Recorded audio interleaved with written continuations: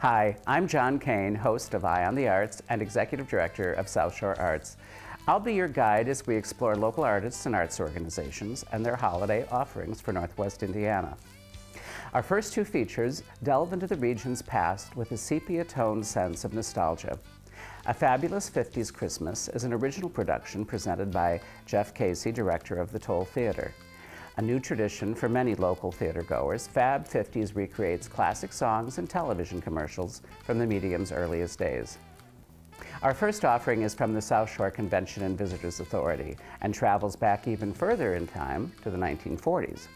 A Christmas Story Comes Home celebrates the Hollywood classic written by Hammond native Gene Shepard. The exhibit recreates scenes from the film through settings that were originally used as holiday window displays in Macy's department store in New York City. The Visitors Center also hosts themed events that coincide with the exhibit, including photo ops with Santa, available for all ages and breeds, the O Fudge Relay Race, or take the challenge of the Mommy's Little Piggy Mashed Potato Eating Contest. I dare ya. I triple dog dare ya.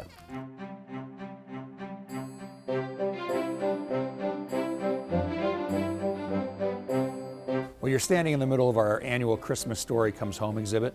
Some 8 years ago, we purchased these windows from Macy's Herald Square, New York, and through an intellectual property agreement with Warner Brothers, we've been able to display them ever since. It's very detail-oriented. I mean, every window, it tries to be very accurate to the scene. You'll notice we're running the scene next to each window so you can see that exact part of the movie and read what's going on there. So we try to position all of those next to one another, and it's very, very true to the movie.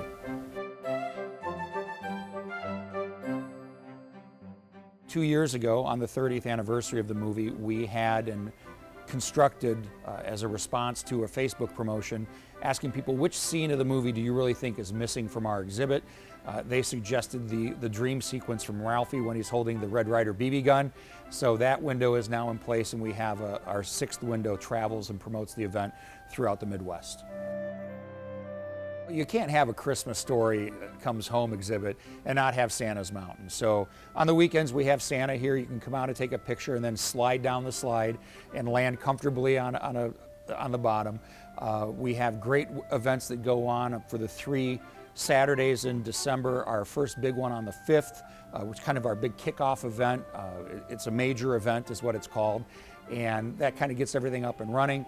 On the 12th, we'll have the O Fudge Tire Relay, where we'll have mother, daughter, father, son, pairs of people that have to try to run an obstacle course with the lug nuts in a hubcap and not drop them, for all kinds of prizes from our sponsors. And then finally, on the 19th, we'll have our Mama's Little Piggy Mashed Potato Eating Contest. We have all kinds of different age groups for that.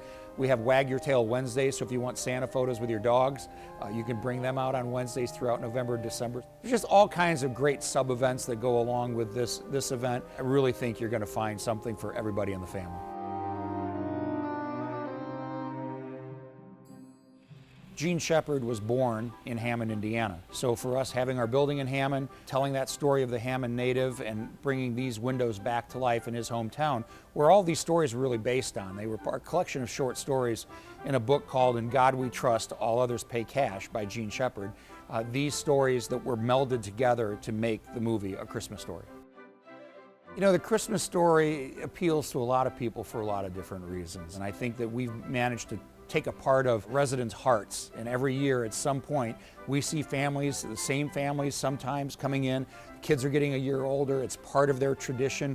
And then the visitor comes in and finds out, well, Gene Shepard's from Hammond? I never knew that. People are able to see it and touch it a little more than they are just by watching the movie. I think it gives it a little more meaning.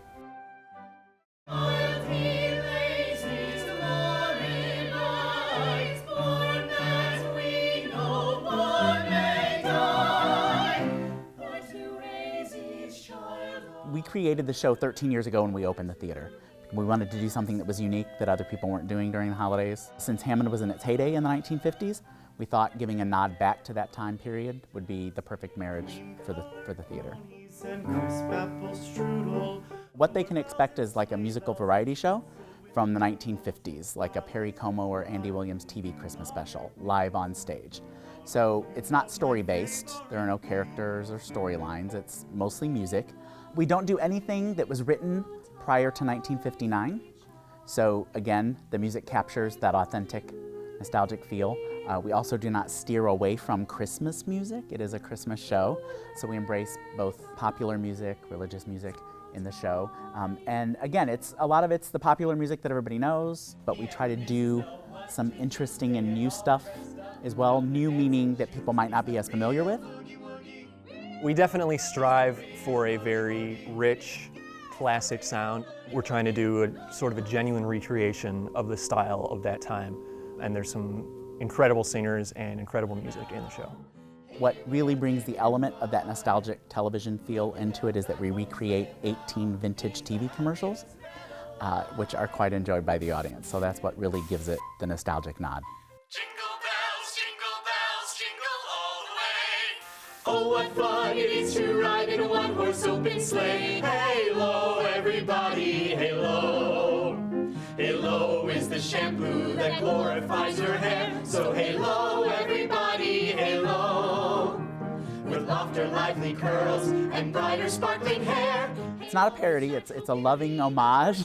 We don't make fun of, although that's a fine line. Yeah, it was a completely different approach to marketing and advertising. And as we've talked about in rehearsals, TV was a very new medium at the time. It was a sort of a period of discovery. How do we interact with audiences on TV? And so for a modern audience looking back, the style is just very unusual and quirky. That's some apple pie. Everything I've heard is that audiences love them. It's a cool kind of snapshot back into the 1950s. It's just a lot of fun. It's a great family experience. Well, if you give him one now. It's definitely festive. The whole point of the show is to get people in the Christmas spirit and to create a family tradition. So it's appropriate for all ages. People definitely leave like ready to go out and Christmas shop or sip a little eggnog. We have guests who will be back with us for the 13th year, so there are literally people who come every single year to start their holidays with us, which is fantastic. Local theater is hugely important to keeping the art of theater alive and bringing it to different audiences. You have to make it so that theater is accessible. And so being able to go out and support a local theater like this and see performers that are local and everybody here involved is from the area and see just how talented these people are. There's nothing like the experience of seeing a show live and seeing something that will only ever happen once, that exact way, and connecting with the performers, or as a performer, connecting with the audience. As theater professionals, it's what we do it for. We do it for the audience. Theater is a great way to build community for performers, for the audience, and it's a one-of-a-kind experience. It's interesting because we change the show a little bit each year to keep it fresh for those that do return and visit. We get lots of feedback from them because they certainly have their favorite years. I mean, we've done everything from a 12-member cast with little kids in it to an all-female cast. So people provide input. The overall feedback is totally positive. We started the show in hopes of creating a family tradition for Hammond and Northwest Indiana, and I think that's exactly what we've done.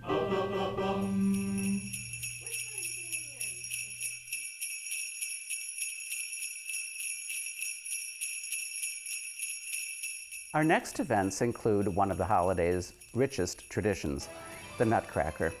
We take a look behind the scenes of the Indiana Ballet Theater in preparation for their production of the beloved masterpiece. It captures the imagination with its orchestration of dance, fantasy, and elaborate costumes, and of course, Tchaikovsky's timeless music. The Nutcracker did not become a tradition in the United States until after the San Francisco Ballet staged its production in 1944, becoming a holiday mainstay by the 1960s. The Chicago Street Theater takes a more contemporary approach to the holidays with their production of every Christmas story ever told, and then some. The production embraces humor while spoofing holiday traditions at a caffeine-fueled pace. The production plays out as more of an anti-Christmas tradition, yet still embraces the spirit of good cheer. Enjoy.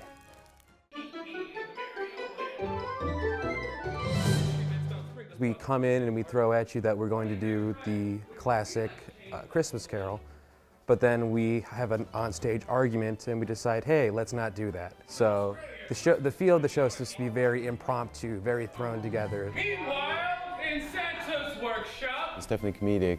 There's all sorts of things that happen that, I mean, we're not even sure until lights come up and we're doing it exactly what's going to happen. I mean, there's a script and we follow the lines, but as we play off each other, there could be some different intricacies.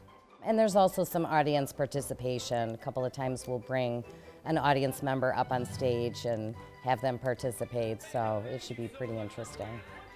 Literally everything that you can think of when it comes to Christmas, talking about people's opinion of Santa Claus, talking about fruitcakes, talking about anything related to Christmas, carols. Imagine throwing every story, every tradition, every thought into a little 90-minute piece. There's going to be some things that are kind of brushed over, some things you hit a little bit harder, but I think that the fact that you do it so rapidly and you don't know which is going to come next, I think that's where the true comedy comes in. Let's get started, shall we?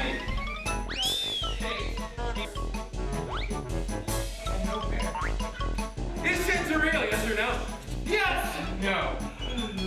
Marty is a very unique, creative guy. He's our mad scientist here. He does all of the special effects for most of our shows. Like Young Frankenstein, he likes to create all these little mechanical, crazy things that light up and do all this stuff, and that's Marty. When you step into this theater, you're transformed into basically whatever we say. As actors, as directors, we say, this is what we're going to show you, this is how we're going to perfect it, and the unsuspecting people get more than what they expected. What? You don't want to make toys! They will be changing into different costumes and headpieces and props, and it's very, very fast-paced for the actors. So it's going to be a challenge, and by the time they get done, they are just pouring with sweat. Running around, dressing on stage, getting ready for the next character, trying to find that on stage live, putting it on, sweating under the lights. Sheer madness is how I would describe this piece. Sheer madness. As I said, there are random jokes thrown in. We jump rapidly. For 2 pages, we're talking about Frosty the Snowman. The next page, we can be talking about Rudolph. Very quick jumps, but that's what makes it a lot of fun. You never know what's going to come. It's a constant curveball. Gustav the green-nosed raincoat, you'll go down in history.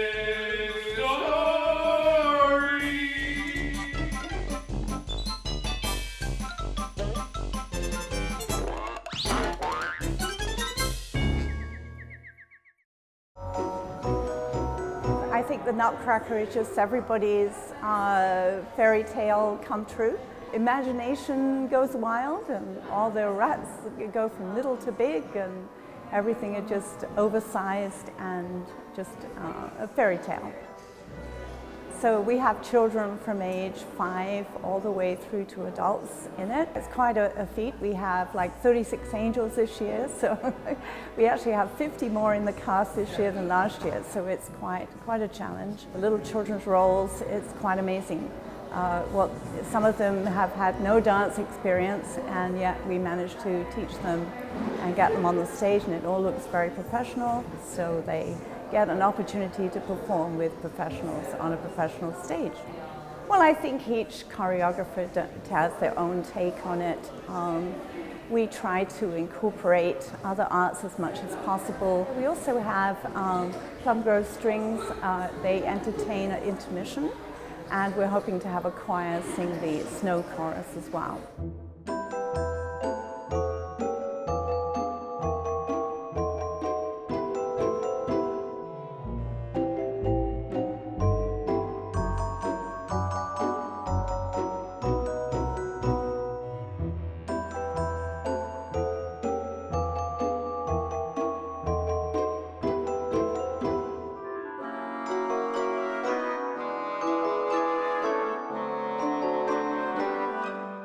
We started 36 years ago, and from 6 students now to 2 schools and over 200 students.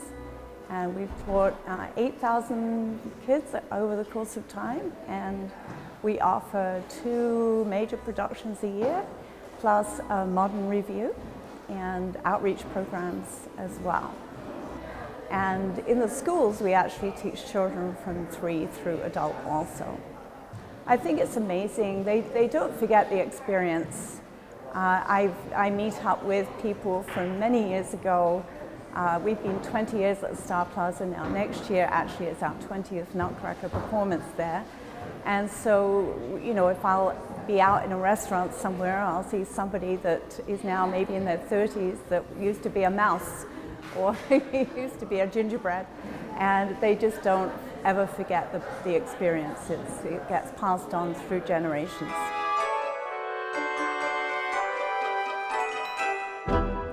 The Holiday Pops, presented by the Northwest Indiana Symphony Orchestra, offers holiday fun and tradition for all ages. More than a concert, Holiday Pops is a unifying event bringing together people from everywhere, along with many of the region's companies, big and small, to celebrate. An event that embraces community, the arts, and boasts of very special guests. Hot Shop Velpo features local artisans and the unique craft of blown glass.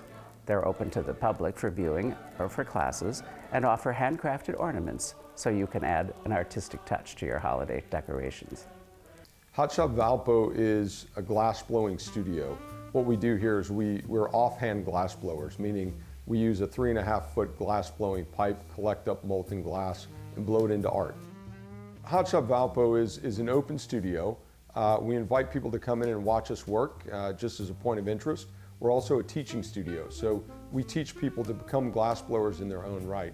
From the very basics to the beginners, we also teach advanced and intermediate classes as well. The glass that we blow is larger vessel type of art.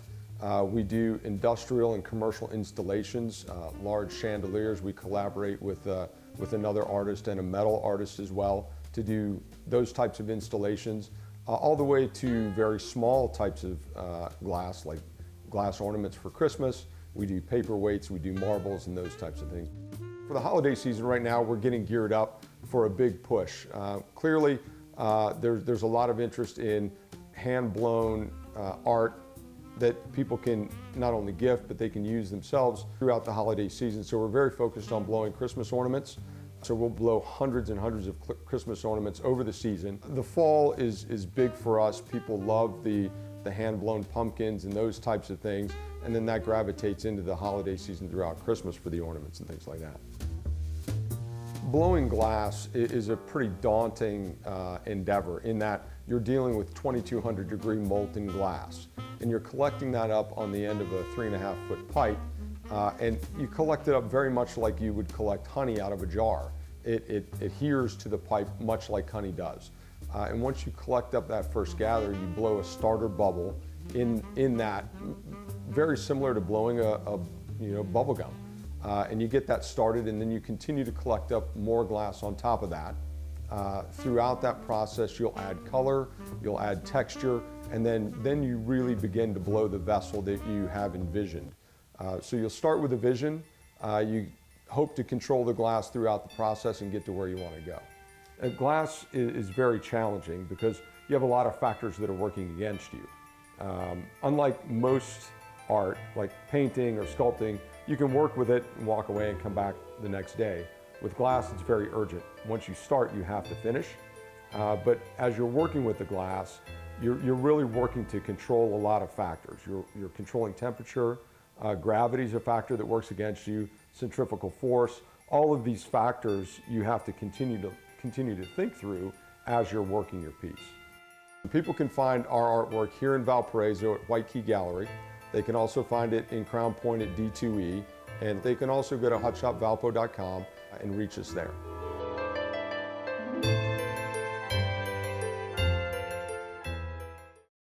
Often people come up to me and say, Kirk, our holidays don't start until we come to this concert.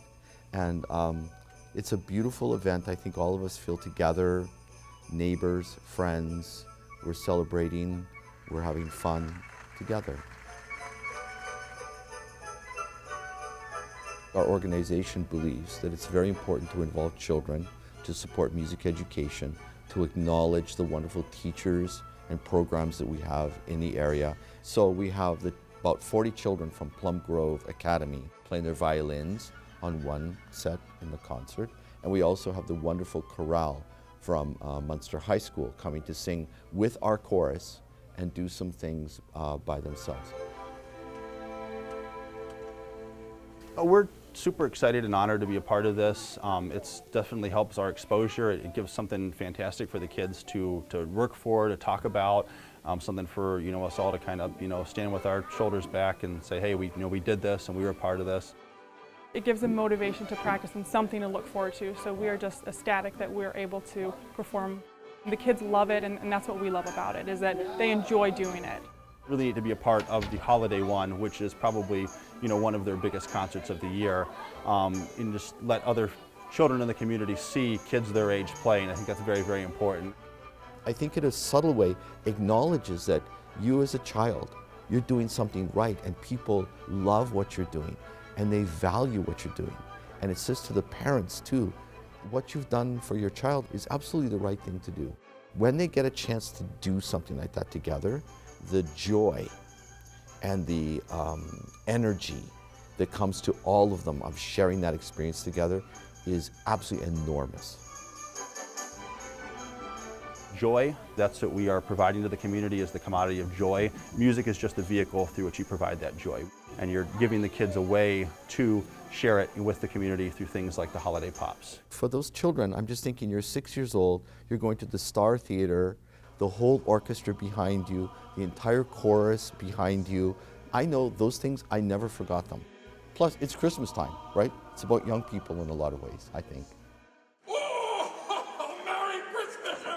It's our favorite concert of the year. I think most of the singers would say that. They love singing this concert, and I think for our general audience of the orchestra, this is also one of the favorite concerts. It's always our biggest audience. Christmas is always associated with music, choral music maybe in particular. People love to hear familiar tunes at this time of the year, and they'll hear them. In fact, they'll get to be a part of them because we always have a sing-along. We get people at this concert who might not come to some of our other concerts, and maybe I think we get some new audience members out of this, and sometimes some new chorus members too. A lot of people tell us this concert makes their Christmas season. It's not Christmas till they've been to holiday pops. It's absolutely festive. I mean, we're doing Polar Express. We're doing Deck the Halls. We're having children on the stage. We do Jingle Bells. But it is also, I would say, praiseful and thought-filled and celebratory. And it is a very complicated and wonderful thing that there are all these different instruments, that there's all these different kinds of expression. Something sacred is very different than something like Jingle Bell Rock. It's very different. And the feeling you can get in a room with that complex thing on the stage, that orchestra and chorus, and how you can change people in 3 minutes. So they're tapping their toes or smiling at each other or giving each other a hug. And in the next moment, you can feel, you do the Lord's Prayer, and you can feel 3,000 people completely gentle and quiet in their hearts. I think it's an astonishing miracle, actually.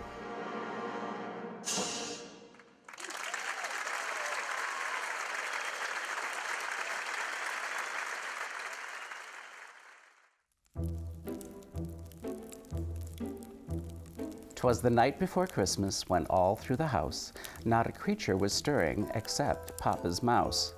The computer was humming, the icons were hopping as Papa did last-minute internet shopping. The stockings were hung by the modem with care in hope that St. Nicholas would bring new software. The children were nestled all snug in their beds while visions of computer games danced in their heads. Minecraft for Billy, Grand Theft Auto for Dan, and Zelda the Twilight Princess for Pamela Ann. The letters to Santa had been sent out by Mom to Santa Claus at toyshop.northpole.com, which has now been rerouted to Washington State because Santa's workshop has been bought by Bill Gates. All the elves and reindeer have had to skedaddle to flashy new quarters in suburban Seattle.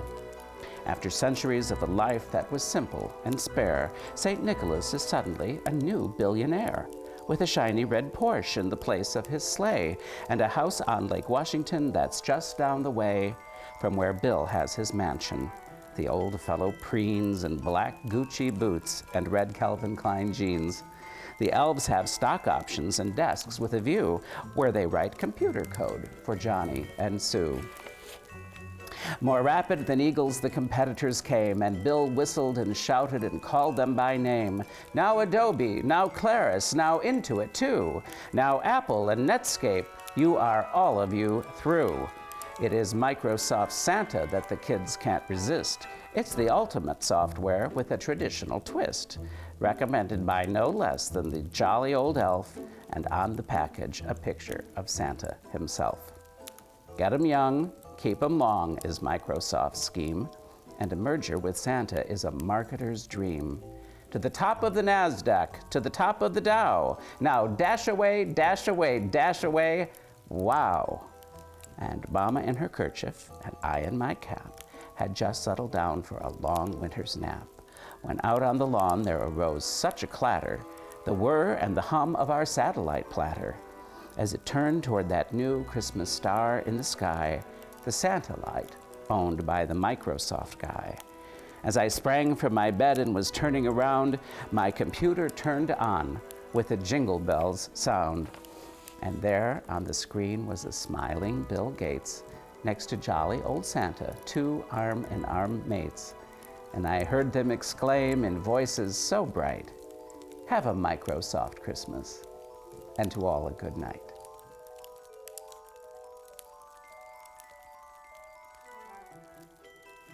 Eye on the Arts is made possible in part by South Shore Arts, the Indiana Arts Commission, and the National Endowment for the Arts, a federal agency.